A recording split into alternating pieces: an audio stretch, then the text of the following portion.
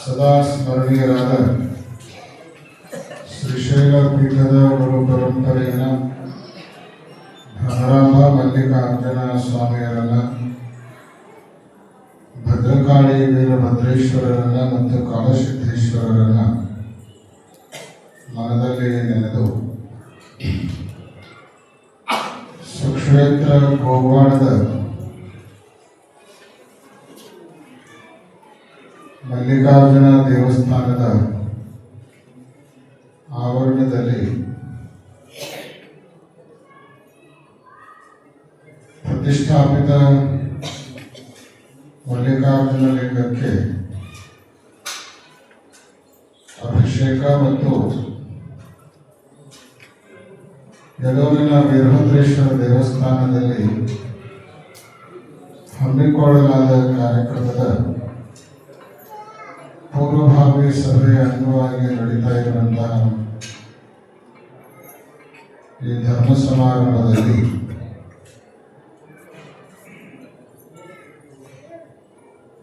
ಕಾರ್ಯಕ್ರಮದ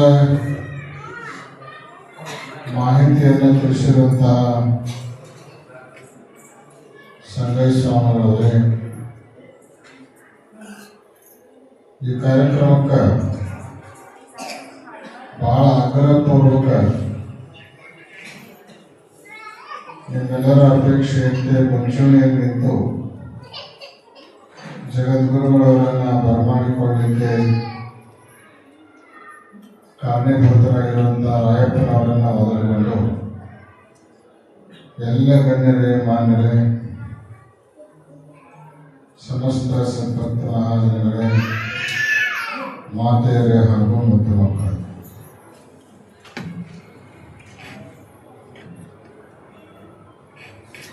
ಶ್ರಾವಣ ಮಾಸದೊಳಗೆ ಮಲ್ಲಯ್ಯನ ಗುಡಿ ಓಪನ್ ಆಗಿ ಮೂರ್ತಿಯ ಪ್ರಾಣ ಪ್ರತಿಷ್ಠಾಪನಾ ಕಾರ್ಯಕ್ರಮ ಭವ್ಯ ದಿವ್ಯವಾಗಿ ನಡೆದುಕೊಂಡು ಬಂದಿದೆ. ಆ ಸಮಯದಲ್ಲಿ ಜಗದ್ಗುರುಗಳೇ ದಯಮಾಡಿಸಬೇಕು,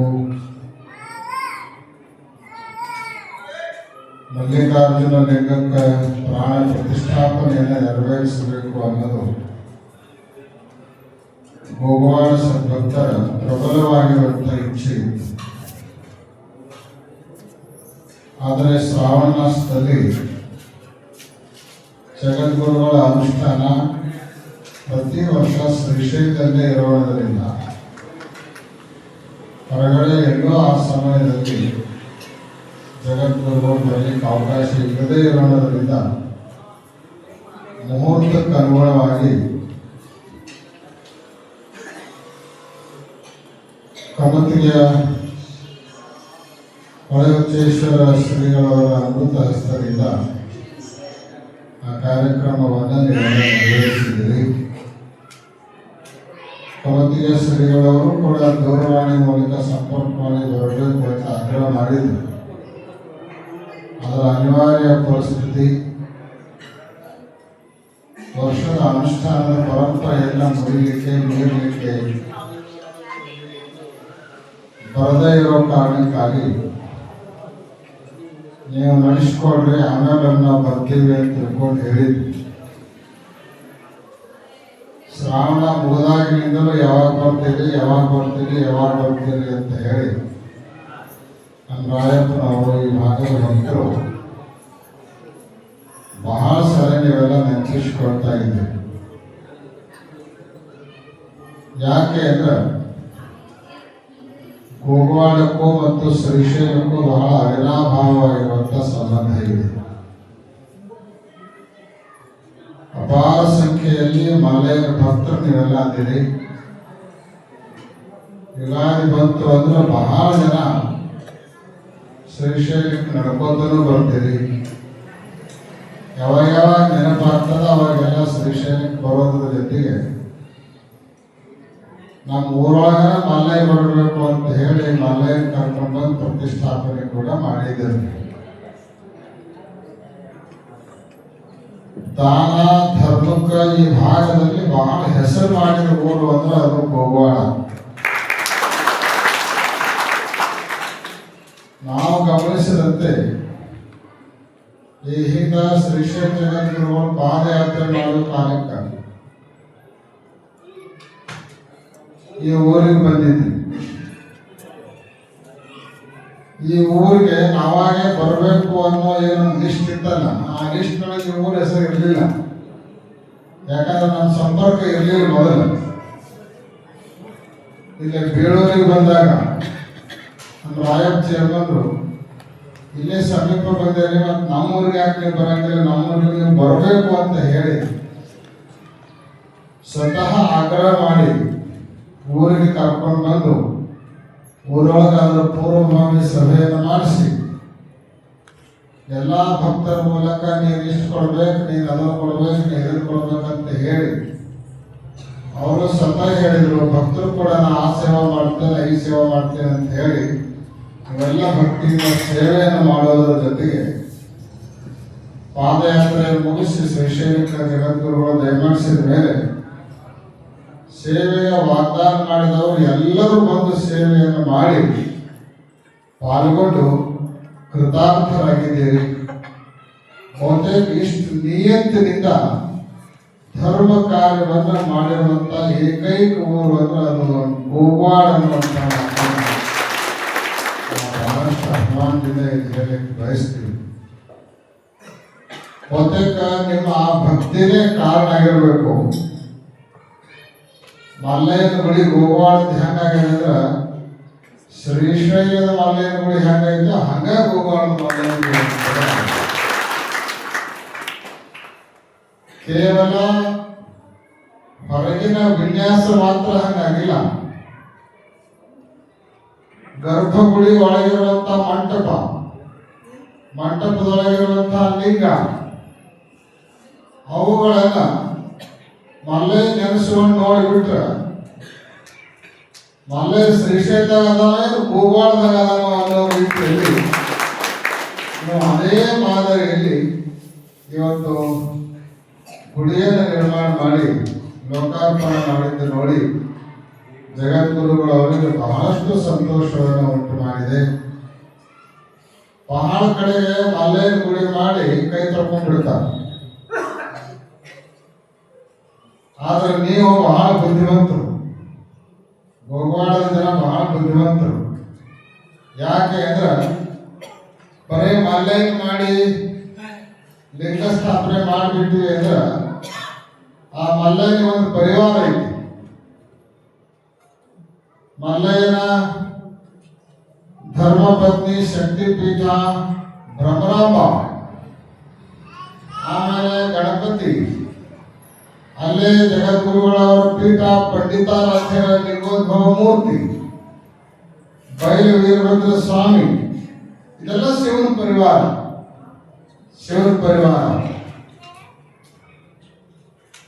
ಅದನ್ನ ಗಮನದಲ್ಲಿ ಇಟ್ಕೊಂಡು ನಾವು ಮಲ್ಲಯ್ಯನ ಕರ್ಕೊಂಡು ಬಂದು ಸ್ಥಾಪನೆ ಮಾಡಿದೀವಿ. ಅವ್ರ ಪರಿವಾರ ಎಲ್ಲ ಶ್ರೀಶೈಲದಾಗ ಉಳಿತು ಅಂದ್ರೆ ಅವ್ರ ನೆನೆಸ್ಕೊಂಡು ಮತ್ತೆ ಮಲ್ಲಯ್ಯ ಹೋಗಬಾರ್ದು ಅಂತ ಹೇಳಿ ಆ ಪರಿವಾರ ಎಲ್ಲ ಕರ್ಕೊಂಡು ಬಂದು ಸ್ಥಾಪನೆ ಮಾಡಿ ಶಾಶ್ವತ ಇಲ್ಲೇ ಮಲ್ಲಯ್ಯ ಉಳಿಸ್ಕೊಂಡ್ಬಿಟ್ಟಿದ್ವಿ. ಹೀಗ ಬುದ್ಧಿವಂತಿಕೆಯಿಂದ ಉಪಾಯದಿಂದ ತಮ್ಮ ಭಕ್ತಿಯನ್ನ ಮಲ್ಲಯ್ಯನ ಮೇಲೆ ತೋರಿಸ್ತಾ ಇರುವಂತ ಒಂದು ಶ್ರೇಷ್ಠವಾದ ಗ್ರಾಮ ಅದು ಗೋವಾಳ ಗ್ರಾಮ. ಶ್ರಾವಣ ಮಾಸದೊಳಗೆ ಕಮತಿಗೆ ಹೊಳೆಹೊಚ್ಚೇಶ್ವರ ಶ್ರೀಗಳವರು ಒಂದು ತಿಂಗಳು ಪರ್ಯಂತ ಇಳಕಲ್ ಚಿತ್ತರಗಿ ವಿಜಯ ಮಹಾಂತೇಶ್ವರರ ಪುರಾಣವನ್ನು ನಿಮಗೆಲ್ಲ ಮನಮುಟ್ಟುವಂತೆ ಹೇಳಿ ಇದೆಲ್ಲರಿಗೂ ಕೂಡ ಲಿಂಗ ದೀಕ್ಷಾ ಕಾರ್ಯಕ್ರಮವಿತ್ತು. ನಿಮಗೆಲ್ಲ ದೀಕ್ಷೆಯನ್ನು ಕೊಟ್ಟು ಒಳ್ಳೆಯ ಧರ್ಮ ಜಾಗೃತಿ ಕಾರ್ಯಕ್ರಮವನ್ನು ಮಾಡಿದವರಾಗಿದ್ದಾರೆ. ಈ ಸಂದರ್ಭದಲ್ಲಿ ನಿಮ್ಮೆಲ್ಲರ ಆಗ್ರಹದ ಮೇರೆಗೆ ಜಗದ್ಗುರುಗಳವರು ದಯಮಾಡಿಸಿ ಗೋವಾಳ ಮಲ್ಲಯ್ಯರಿಗೆ ಅಭಿಷೇಕವನ್ನು ಮಾಡಿ ಭ್ರಮರಾಂಬಾ ದೇವಿಯ ಮೂರ್ತಿಗೂ ಕೂಡ ಅಭಿಷೇಕವನ್ನು ಮಾಡಿ ಬಹಳ ಸಂತೋಷದಿಂದ ಈ ಸಮಾರಂಭದಲ್ಲಿ ಸಮ್ಮಿಲಿತರಾಗಿದ್ದಾರೆ. ಒಳಗಡೆ ಕುಳಿತುಕೊಂಡು ಅಭಿಷೇಕ ಮಾಡುವಾಗ ನಮ್ಮ ಮನಸ್ಸಿನೊಳಗೆ ಹಿಂಗೆ ಭಾವ ಬಂದಿತ್ತಲ್ಲ, ನಾವೇನು ಗೋವಾಳದ ಮಲ್ಲಯ್ಯನ ಗುಡಿ ಮುಂದೆ ಗುಡಿಯಾಗ ಕುಂತೀವೋ, ಶ್ರೀಶೈಲದ ಮಲ್ಲಯ್ಯನ ಗುಡಿಯಾಗ ಕುಂತ್ಕೊಂಡು ಅಲ್ಲಿ ಅಭಿಷೇಕ ಮಾಡಕಟ್ಟಿರುವ ಅನ್ನುವಂಥ ಭಾವನೆ ನಮ್ಮ ಮನಸ್ಸಿನೊಳಗೆ ಬರ್ತಾ ಇತ್ತು. ಯಾಕಂದ್ರೆ ಅಲ್ಲಿಯೂ ಕೂಡ ಇದೇ ರೀತಿ ಮಂಟಪ ಇದೆ, ಇದೇ ರೀತಿ ಲಿಂಗ ಇದೆ, ಇದೇ ರೀತಿ ಹಿಂದ್ಗಡೆ ಕುಳಿತುಕೊಂಡೇ ನಾವು ಹೋದಾಗೆಲ್ಲ ಅಭಿಷೇಕ ಮಾಡಿ ಬರುವಂತಹ ವಾಡಿಕೆ ಪದ್ಧತಿ.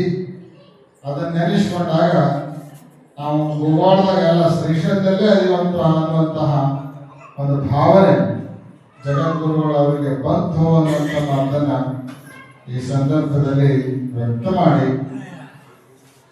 ಇದೇ ಒಂದು ಸಂದರ್ಭವನ್ನ ಬಳಸಿಕೊಂಡು ಇವತ್ತು ಯಡೂರು ಕ್ಷೇತ್ರದಲ್ಲಿ ಹಮ್ಮಿಕೊಂಡಿರುವಂತಹ ಕಾರ್ಯಕ್ರಮದ ಮಾಹಿತಿಯನ್ನ ಕೂಡ ನಮ್ಮ ಜನರಿಗೆ ನೀಡಬೇಕು. ಯಾಕಂದ್ರೆ ಈ ಭಾಗದಲ್ಲಿ ಮಲ್ಲಯ್ಯ ಭಕ್ತರು ಎಷ್ಟು ಜನ ಅದಾರೋ ಅಷ್ಟೇ ಯಡೂರು ವೀರಭದ್ರೇಶ್ವರ ಭಕ್ತರು ಕೂಡ ಈ ಭಾಗದಲ್ಲಿ ಅದಾರ. ಸುಮಾರು 50-60 ಮನೆಗಳು ಯಡೂರು ವೀರಭದ್ರೇಶ್ವರ ದೇವಸ್ಥಾನಕ್ಕೆ ನಡ್ಕೊಳ್ಳುವಂತ ಭಕ್ತರದಾರ. ಅವ್ರಿಗೆ ಜೊತೆಗೆ ಊರಿನಲ್ಲಿರುವಂತ ಎಲ್ಲ ಸಮುದಾಯದ ನಮ್ಮ ಸಮಾಜದ ಎಲ್ಲ ಬಾಂಧವರಿಗೆ ಯಡೂರಿನ ಕಾರ್ಯಕ್ರಮದ ಮಾಹಿತಿಯನ್ನು ಕೊಟ್ಟು ನಿಮ್ಮ ಕಾರ್ಯಕ್ರಮವನ್ನು ಪೂರ್ಣಗೊಳಿಸಿದಂಗಾತು. ಯಡೂರಿನ ನಮ್ಮ ಕಾರ್ಯಕ್ರಮಕ್ಕೆ ನಿಮಗೆಲ್ಲ ಆಮಂತ್ರಣ ಕೊಟ್ಟಂಗೂ ಆಯಿತು ಅಂತ ಹೇಳಿ ನಾವಿಲ್ಲಿ ಬಂದು ಯಡೂರಿನ ಕಾರ್ಯಕ್ರಮದ ಮಾಹಿತಿಯನ್ನು ನಿಮಗೆಲ್ಲ ಹೇಳ್ಯಾರ. ಯಡೂರಿಗೆ ಬರುವಂತ ಮಹಾಜನರಿಗೆ ಗೊತ್ತಿರುವಂತ ಸಂಗತಿ, ಕಳೆದ 89 ವರ್ಷಗಳಿಂದ ದೇವಸ್ಥಾನದ ಜೀರ್ಣೋದ್ಧಾರ ಕಾರ್ಯ ನಡೀತಾ ಬಂದಿದೆ. ಜನವರಿ ಕೊನೆಯ ವಾರದೊಳಗ ಜೀರ್ಣೋದ್ಧಾರದ ಎಲ್ಲ ಕಾರ್ಯಗಳು ಸಂಪನ್ನಗೊಳ್ತಾ ಇದ್ದಾವೆ. ಉತ್ತರ ಮತ್ತು ದಕ್ಷಿಣಕ್ಕ ಭವ್ಯ ದಿವ್ಯವಾದ 2 ರಾಜಗೋಪುರಗಳು ಕೂಡ ತಲೆ ಎತ್ತಿ ನಿಲ್ತಾ ಇದ್ದಾವೆ.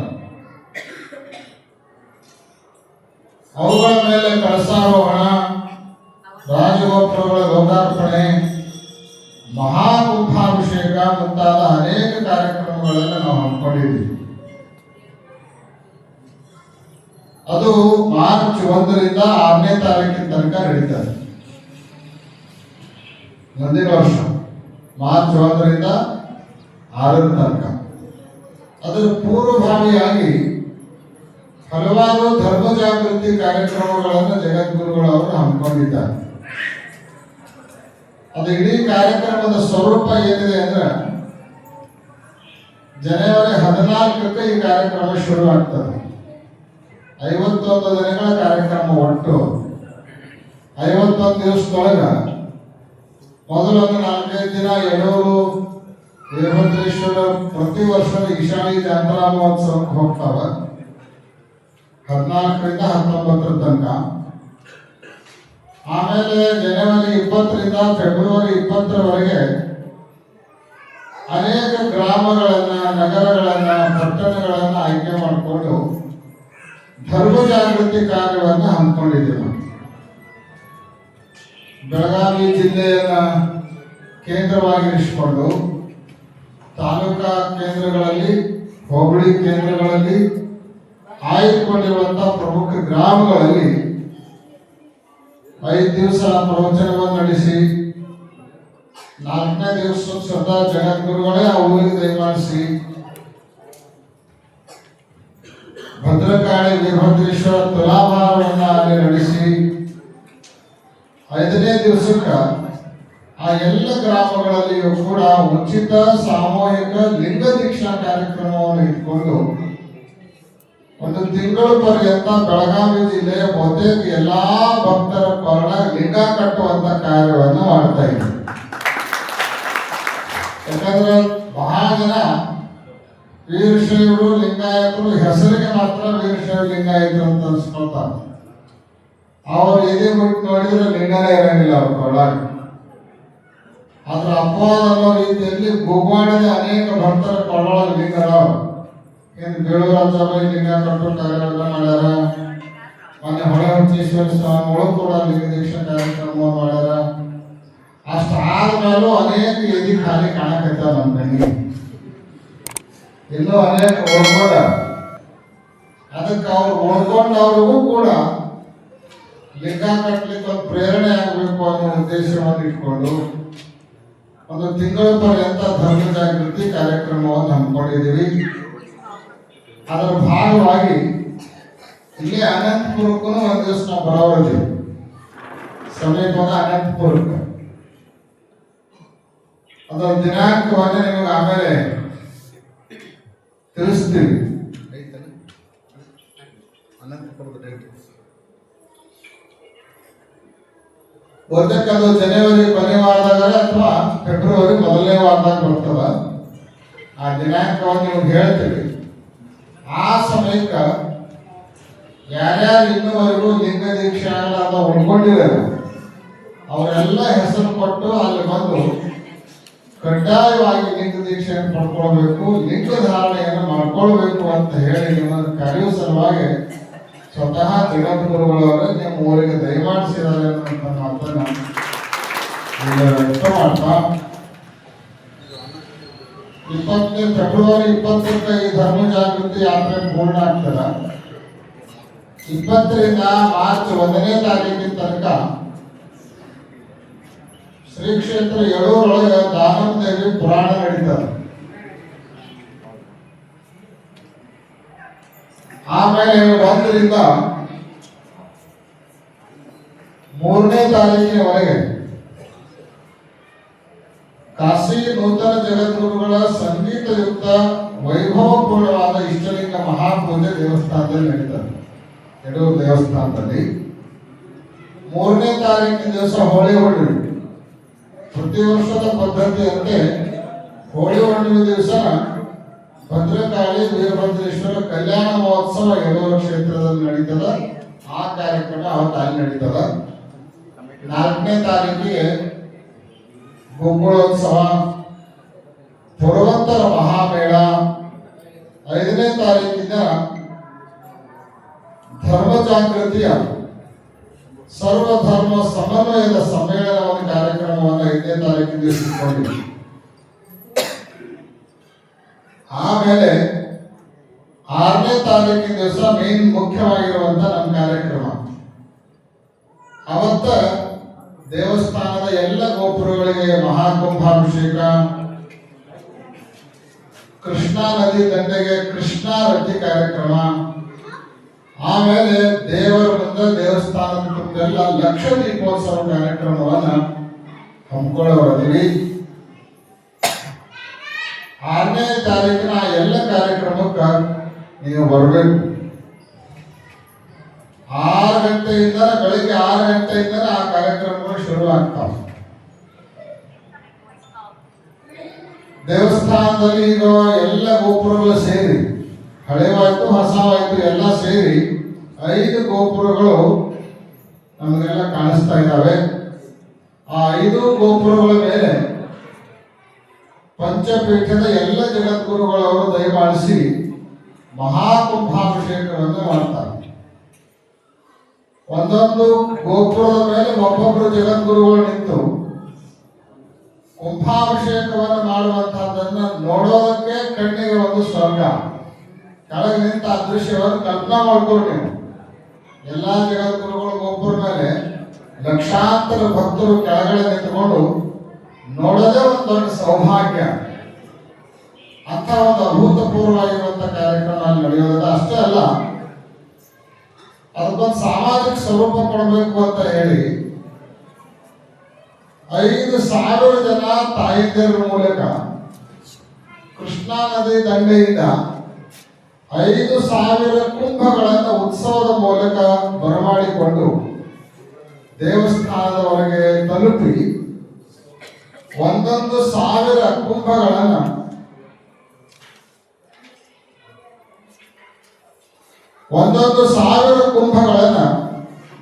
ಒಂದೊಂದು ಗೋಪುರಕ್ಕೆ ಅಭಿಷೇಕ ಮಾಡುವಂತಹ 5,000 ತಾಯಂದಿರು ಆ ಕುಂಭಾಭಿಷೇಕದಲ್ಲಿ ಪಾಲ್ಗೊಳ್ಳುವಂತಹ ಒಂದು ವೈಭವಪೂರ್ಣವಾಗಿರುವಂತಹ ಸಮಾರಂಭ 6ನೇ ತಾರೀಕು ಮಾರ್ಚ್ ಮುಂಜಾನೆ ನಡೆಯೋದಲ್ಲ. ಸಾಯಂಕಾಲ ಕೃಷ್ಣಾರತಿ, ಲಕ್ಷ ದೀಪೋತ್ಸವ ಕಾರ್ಯಕ್ರಮ ನಡೆಯೋದಲ್ಲ. ಈ ಸಮಾರಂಭಕ್ಕೆ ಅನೇಕ ರಾಜಕೀಯ ಗಣ್ಯರು, ಅನೇಕ ಮಹಾತ್ಮರು, ಸಂತರು, ಶರಣರು, ಶಿವಯೋಗಿಗಳು, ನಿಮ್ಮ ಹೊಳೆ ರುದ್ರೇಶ್ವರ ಶ್ರೀಗಳು ಅವರು ಕೂಡ ಬರ್ತಾ ಇದ್ದಾರೆ. ಮೊನ್ನೆ ಕಮಿಟಿಗೆ ಹೋಗಿದ್ವಿ ನಾವು ಇದೇ ಕಾರ್ಯಕ್ರಮದ ಪೂರ್ವಭಾವಿ ಸಭೆಗೆ. ಅವಾಗ ಮಠಕ್ಕೂ ಹೋಗಿದ್ವಿ. ಬರಬೇಕು ಅಂತ ಅವರ ಆಮಂತ್ರಣವನ್ನು ಕೊಟ್ಟು ಮಠಕ್ಕೂ ಕೂಡ ಬರಮಾಡಿಕೊಂಡಿದ್ರು. ನಾವು ಪತ್ರಿಕೆಯನ್ನು ಕೊಟ್ಟು ನೀವು ಕಾರ್ಯಕ್ರಮಕ್ಕೆ ಬರಬೇಕು ಅಂತ ಹೇಳಿ ಅವರಿಗೆ ಸೂಚನೆಯನ್ನು ಕೊಟ್ಟು ಬಂದಿದ್ದೇವೆ.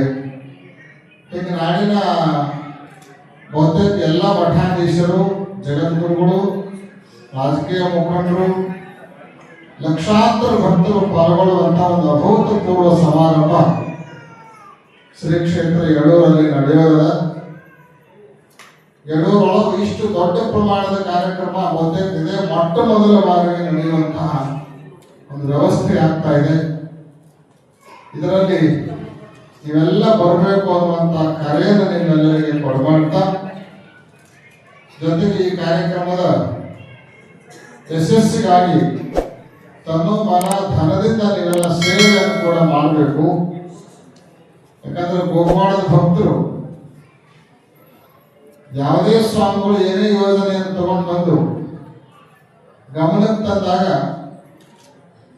ಸ್ವಾಮಿಗಳು ಖಾಲಿ ಕೈಯಿಂದ ಹೋದ ಉದಾಹರಣೆನೇ ಇಲ್ಲ.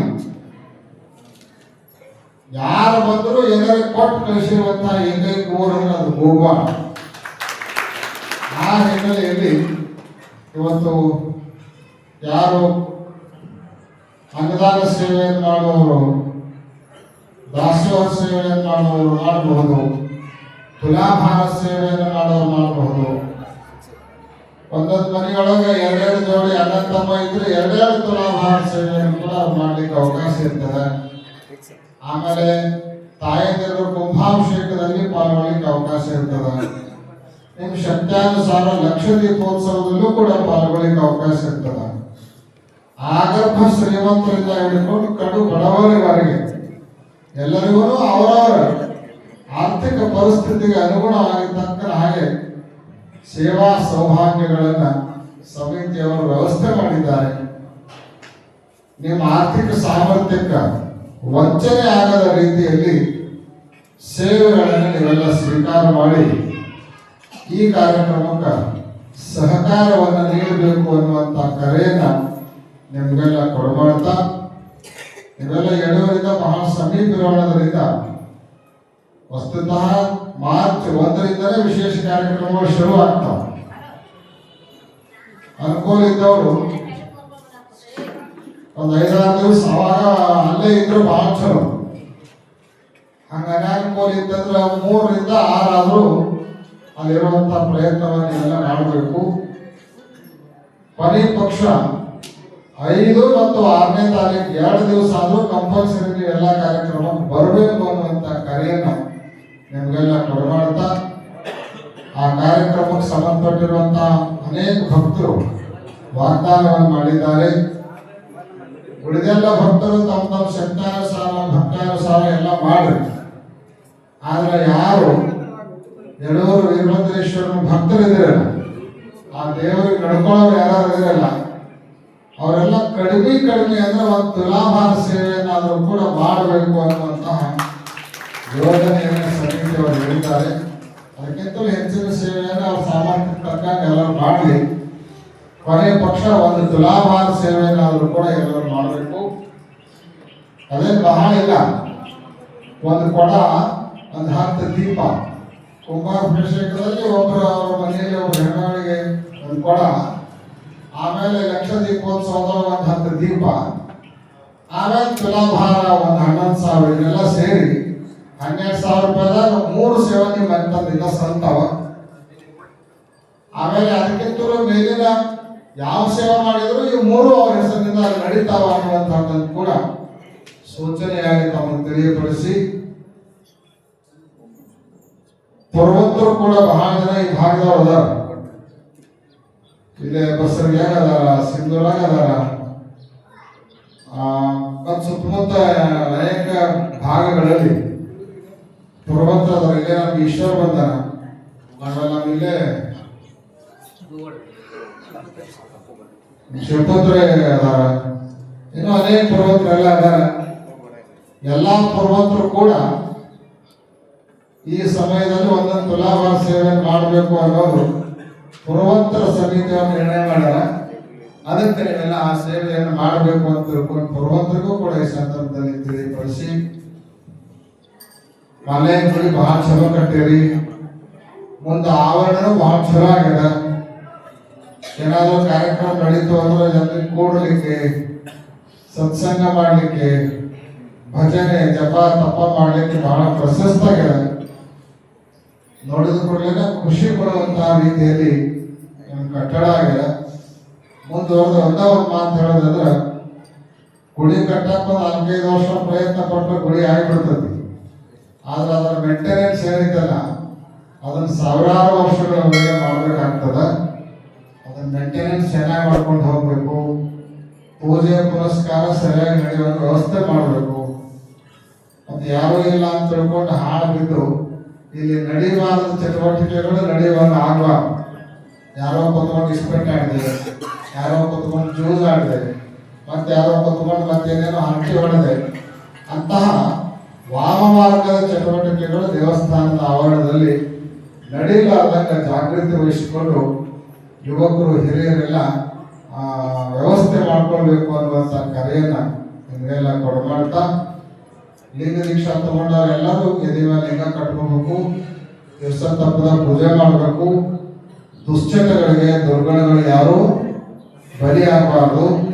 ಇನ್ನು ಯಾರು ಲಿಂಗ ಕಟ್ಕೊಂಡಿಲ್ಲ ಅವರೆಲ್ಲರೂ ಕೂಡ ಅನಂತಪುರಕ್ಕೆ ನಾವಿಲ್ಲಿ ಬರ್ತೀವಲ್ಲ ಅಲ್ಲಿ ಬಂದು ನೀವೆಲ್ಲ ಲಿಂಗವನ್ನು ಧರಿಸಿಕೊಳ್ಬೇಕು ಅನ್ನುವಂಥ ಸೂಚನೆಯನ್ನು ನಿಮಗೆ ಕೊಡಮಾಡ್ತಾ, ಯಾರ್ಯಾರು ಕಟ್ಕೊಂಡಿಲ್ಲ ಅದರ ಹೆಸರನ್ನ ನಮ್ಮ ರಾಯಪ್ಪ ಚರ್ಮಂದ್ರ ಕಡೆಗೆ ಅಥವಾ ನಮ್ಮ ಹಿರೇಮಠದ ಸ್ವಾಮಿಗಳ ಕಡೆಗೆ, ನಮ್ಮ ಸಂಗೈ ಸ್ವಾಮಿ ಕಡೆಗೆ ಕೊಟ್ಟರೆ ಅಂದ್ರೆ ಆ ಲಿಸ್ಟ್ ಪ್ರಕಾರ ಅನಂತಪುರದಲ್ಲಿ ಎಲ್ಲ ವ್ಯವಸ್ಥೆ ಮಾಡ್ತಾರ ಅನ್ನುವಂಥ ಸೂಚನೆಯನ್ನು ನಿಮಗೆ ಕೊಟ್ಟು, ಈಗ ಯಾರಾದರೂ ಸೇವೆ ಮಾಡ್ಬೇಕನ್ನುವವರಿಗೆ ಈಗ ವಾಗ್ದಾನ ಮಾಡೋದಂತ ಮಾಡಿ ಬರೆಸ್ರಿ, ಪ್ರಶ್ನೆ ಇಲ್ಲ. ಉಳಿದಾಗ ಮತ್ತೆ ಯಾರ್ಯಾರ ಸಾಮರ್ಥ್ಯ ಏನೇನದ, ಯಾರು ಏನೇನು ಕೊಡ್ಬೋದು ಅದನ್ನೆಲ್ಲವನ್ನ ನಮ್ಮ ರಾಯಪ್ಪ ಚೇರ್ಮನ್ ಕಡೆಗೆ ಸಂಬಂಧಪಟ್ಟಿರುವಂತಹ ರಸೀದಿ ಬುಕ್ಗಳನ್ನು ಸಮಿತಿಯವರು ಕೊಟ್ಟು ಹೋಗಿರ್ತಾರೆ. ಅವ್ರ ನೇತೃತ್ವದೊಳಗೆ ಗಣ್ಯರೆಲ್ಲ ಸೇರಿಕೊಂಡು ಒಂದು ವ್ಯವಸ್ಥೆ ಮಾಡಿಕೊಂಡು ನೀವೆಲ್ಲ ಆದಷ್ಟು ಬೇಗ ಬರಬೇಕು ಅಂತ ತಿಳ್ಕೊಂಡು ಸೂಚನೆಯನ್ನು ಕೊಟ್ಟು, ಕುಂಭಕ್ಕೆ ಹೆಸರು ಕೊಡೋರು ಜನವರಿ ಒಳಗೆ ಹೆಸರು ಕೊಟ್ಟರು ಚಲೋ. ಯಾಕಂದ್ರೆ ಸೀರೆ ನಾವು ಯಾರು ಕುಂಭ ಬರ್ಸ್ತಾರ ಅವರೆಲ್ಲ ಒಂದು ಸೀರೆ ಒಂದು ಕೊಡ ಇವನ್ನೆಲ್ಲ ಕೊಡ್ಬೇಕಾಗ್ತದ. ಅದಕ್ಕೆ ಅನುಗುಣವಾದ ಸಂಖ್ಯೆಯಲ್ಲಿ ಅವುಗಳನ್ನು ತರಿಸ್ಬೇಕಾಗ್ತದೆ. ಆರ್ಡರ್ ಕೊಟ್ಟು ಒಮ್ಮೆ ಸಿಗಂಗಿಲ್ಲ. ಒಂದೇ ಕಲರ್ ಸೀರೆ ಒಂದ ಕ್ವಾಲಿಟಿ ಸೀರೆ ತರಿಸ್ಬೇಕು ಅಂದ್ರೆ ಮೊದಲ ಆರ್ಡರ್ ಕೊಡ್ಬೇಕಾಗ್ತದ.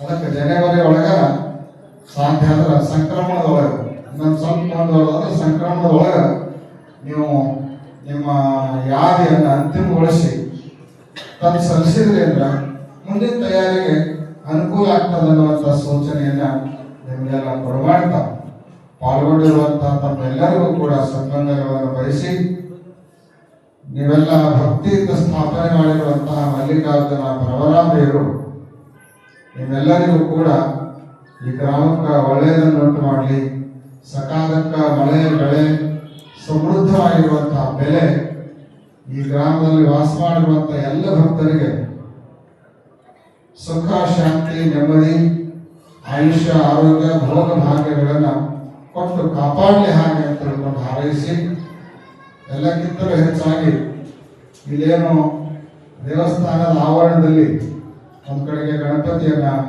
ಮತ್ತೊಂದು ಕಡೆಗೆ ವೀರಭದ್ರನನ್ನ ಸ್ಥಾಪನೆ ಮಾಡೋದ್ರ ಜೊತೆಗೆ ಧರ್ಮದ ಮೂಲ ಪೀಠ ಗುರುಗಳಾಗಿರುವಂತಹ ಜಗದ್ಗುರು ಪಂಡಿತಾರಾಧ್ಯರನ್ನು ಕೂಡ ಇಲ್ಲಿ ಪ್ರತಿಷ್ಠಾಪನೆ ಮಾಡಿದ್ದು ಅವರ ಶ್ರೀಶೈಲವನ್ನೇ ತಗೊಂಡು ಬಂದಂತಾಗಿದೆ ಅನ್ನುವಂಥದ್ದನ್ನ ಮತ್ತೊಮ್ಮೆ ಪುನರುಚ್ಚರಿಸಿ ಇಂತಹ ವಿಶೇಷ ಕಾರ್ಯವನ್ನು ನೆರವೇರಿಸಿರುವಂತಹ ನಿಮ್ಮೆಲ್ಲರಿಗೂ ಕೂಡ ಅನಂತ ಸನ್ಮಂಗಲಗಳನ್ನು ಹಾರೈಸಿ ಆಶೀರ್ವಚನವನ್ನು ಪೂರ್ಣಗೊಳಿಸ್ತಾ ಇದ್ದೇವೆ.